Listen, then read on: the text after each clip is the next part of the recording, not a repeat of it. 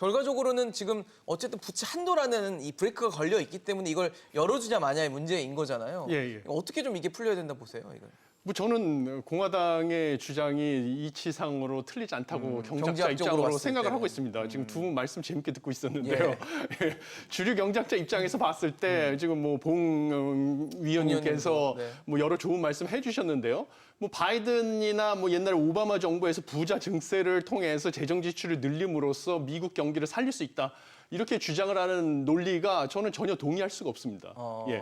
왜냐하면 뭐 부자를 증세를 해서 그 재원을 마련해서 정부가 재정 지출을 늘려서 경기를 부양한다고 주장을 하는데 부자라는 것은 뭐 예를 들면 주류 거시 경제학자 입장에서 봤을 때요. 고임금을 받는 사람들, 임금이라는 것은 노동자의 생산성하고 같이 움직이는 경향이 있기 때문에 임금이 높은 사람들에게 세금을 많이 부과를 할 경우에는 상대적으로 생산성이 높은 노동자들이 노동 공급을 줄일 가능성이 커집니다. 그럼 이거는 경기 침체를 생산성이 뛰어난 사람들이 일을 많이 해야지만 GDP가 늘어나는 것이거든요. 그런데 그런 사람들이 세금을 많이 내야 되니까 노동 공급을 줄여버리면 오히려 경기 침체를 유발할 수 있는 요인이고요. 그다음에 반대로 또 그냥 부자들 중에서 자산가들한테 세금을 많이 올리면 되지 않느냐.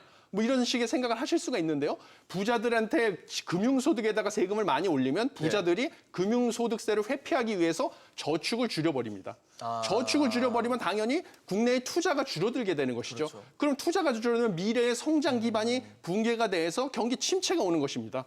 경기 침체가 오는 거니까 부자 증세를 통해서 재원을 조달해서 재정 지출을 늘리는 게 경제를 살리는 길이다라는 의견에 주류 경제학자로서 이런 메커니즘으로 동의를 할 수가 없는 것입니다. 그러니까 이것은 뭐 제가 보기에는 오히려 주류 경제학자 입장에서는 감세를 통해서 경제를 살릴 수 있다라는 뭐 공화당 쪽 의견이 저는 더 이론적으로는 타당하다고 보는 것이죠. 왜냐하면 나는 정부에서 세금을 똑같이 10,000원을 지원해 주는데 세금을 깎아주고 그 10,000원으로 네가 먹고 싶은 짜장면이든 짬뽕이든 사 먹어라 하는 거하고 공화당 민주당 쪽에서는 내가 10,000원으로 너한테 짜장면을 사줄게. 이러면 내 입장에서는 짬뽕을 먹고 싶은데 강제로 짜장면을 사주는 격이거든요. 그렇죠. 그러니까 이게 싫을 수도 있는 것이죠. 국민 입장에서는. 그렇기 때문에 저는 뭐 봉 위원님께서 하신 말씀에 대해서 동의를 할 수가 없고요.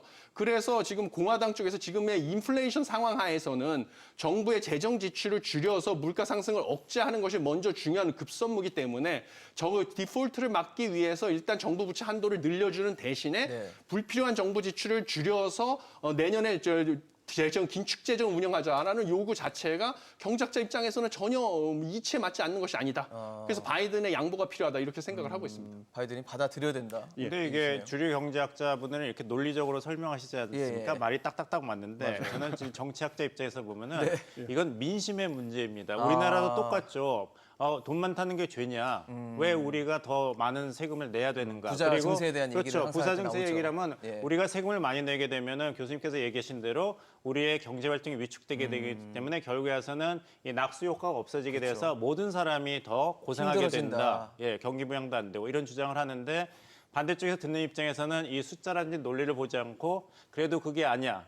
그래 보면 이제 정치적인 논쟁은 끝나지 않습니까? 그렇죠. 이거는 평등의 문제고 공정의 문제다. 이렇게 나오면 또 이런 정치학 논리는 성립이 되는 것이죠. 그러니까 바이든 행정부는 뭐냐면 다 좋은데 이 36조 달러의 부채를 만드는데 어느 당이 더 잘못을 했는가, 책임이 있는가 했을 때 왜 민주당이 9번째로 마지막에 했던 4천억 달러 학자금 윤전 명제만 가지고 모든 책임을 다 묻고 그래서 돈을 아끼라 그러는 것이고 또 바이든 행정부와 민주당에서 공화당에 이야기하는 것은 그렇다면 공화당이 예산안을 제시해 봐라.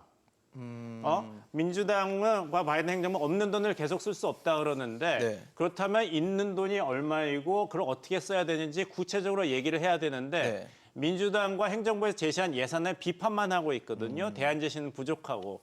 그래서 여기에 있어서 바이든 대통령은 좀 더 책임 있는 가시적인 그런 제안을 해와야지 협상이 제대로 타결이 될 것이라고 주장을 하면서 다시 말씀드립니다마는 이 경제학적인 논리는 양쪽이 다 충분히 근거를 내세우고 있습니다. 결국에는 이게 정치적 타협이 돼야 되는데 바이든 행정부에서는 과거의 오바마 행정부 때 경험이 있기 때문에 여기서 공화당의 주장을 다수 받아들였는 게 결국에 가서는 경제적으로 합리성을 확보할 수도 없고 주류 정책적이 지속될 수도 없기 때문에 아무 실효가 없다는 입장을 고수하고 있는 한번 경험을 했던 것이 학습 효과가 있다라는 말씀이신데 교수님 저는 이쯤 되니까 좀 궁금해지는 게 이게 왜 부채 상한제를 도입해서 지금 매년 이런 어떤 의회와 현 정부와의 어떤 갈등을 자꾸 만들어내고 있는지가 좀 궁금해졌는데. 예, 논리적으로 볼 수가 있고 역사적으로 볼 수가 있는데요. 네네. 먼저 논리를 본다면은 예.